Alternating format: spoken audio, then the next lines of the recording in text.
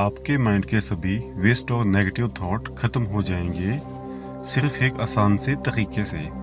आज मैं आपको जो तरीका बताने जा रहा हूँ उस तरीके से आपके जितने भी वेस्ट और नेगेटिव थॉट है, क्योंकि हमारा अपने माइंड पे कंट्रोल नहीं होता है, हमारे माइंड में खुद ही खुद कुछ ना कुछ चला रहता है या कुछ ऐसे थॉट होते हैं जिन्हें हम सोचना भी नहीं चाहते बट फिर भी हमें बार बार वो रिपीट होते हैं और जिससे कि हम परेशान होते हैं। इन थॉट को कैसे कंट्रोल किया जा सके, इसके लिए मैं आपको आज बहुत ही एक आसान सा तरीका बताने वाला हूँ, जिस तरीके से ना जाने कितने असंख्य लोगों ने अपने माइंड पे कंट्रोल प्राप्त किया और जितने भी नेगेटिव थॉट या जो गंदे थॉट आते हैं हमारे माइंड में उसको कंट्रोल किया, बल्कि अपने आपको इतना कैपेबल किया, इतना एनर्जी से भर दिया इस तरीके से कि उन्हें आत्मज्ञान प्राप्त हुआ।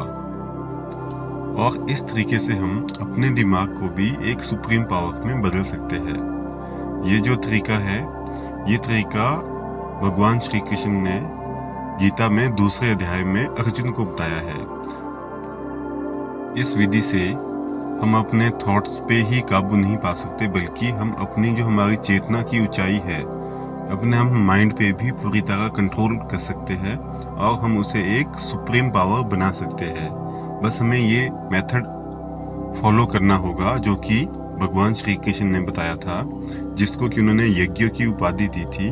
और इस तरीके को उन्होंने प्राण वायु का अपान में हवन और अपान वायु का प्राण में हवन बताया है। मतलब हमें अपनी जो हमारी हम ब्रीथिंग है, हम सांसें लेते हैं, हमें सिर्फ उस पे फोकस करना है, उस पे ध्यान देना है। ये बिल्कुल आसान तरीका है, क्योंकि आज की जो हमारी लाइफ है वो बहुत ही बिजी वाली लाइफ है।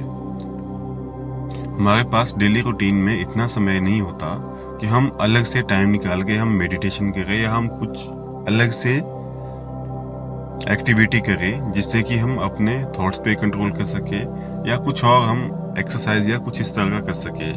ज़्यादातर जो हमारी लाइफ है वो हमारी प्रॉब्लम से घिरी रहती है, हमारे पास इतना समय ही नहीं होता है।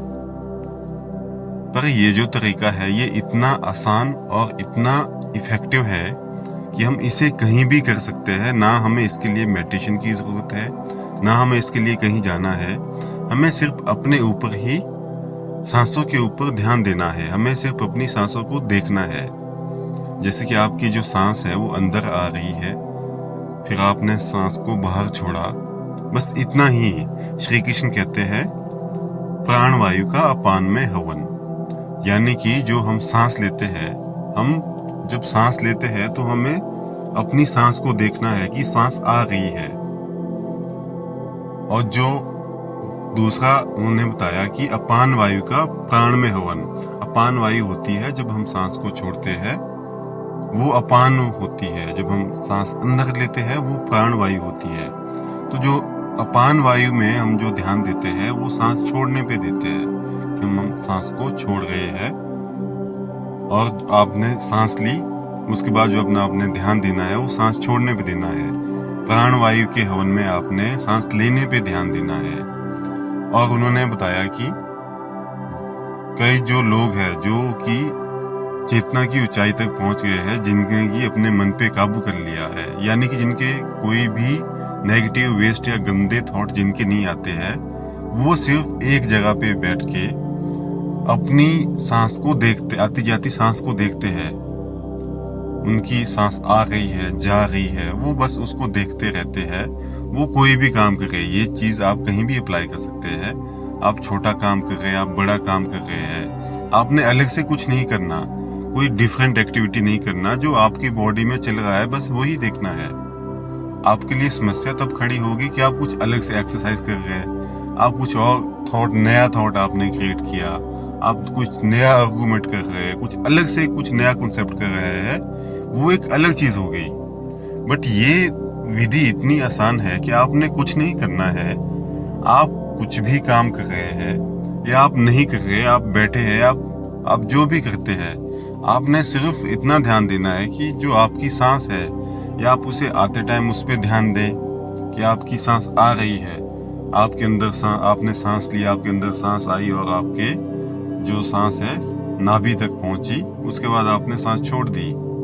आप शुरू में एक ही साइड की सांस देखें कि आप लेते टाइम देखें या सांस छोड़ते टाइम उस सांस को देखें। आपने सांस को देखना है।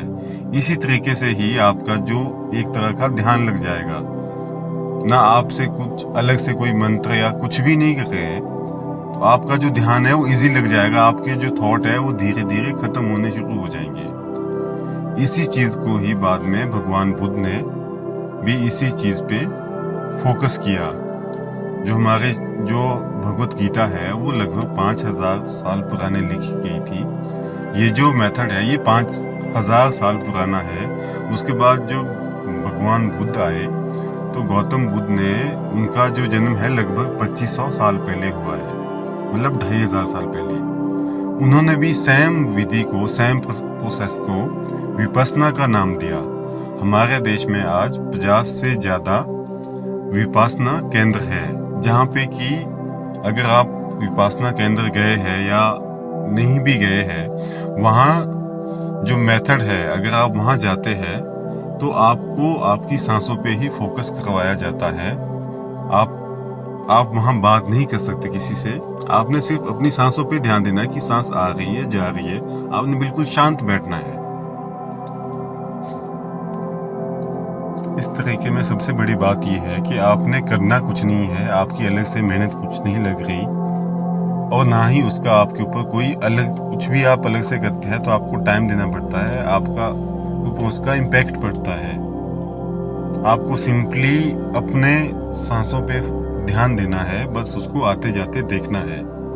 अगर ये चीज़ आप कर सकते हैं, ये आपके एकदम आप इसको अप्लाई नहीं कर पाएंगे, क्योंकि आपके माइंड से वो चीज़ें बार बार आपके कभी छूट जाएगी, कभी आपको याद नहीं रहेगा।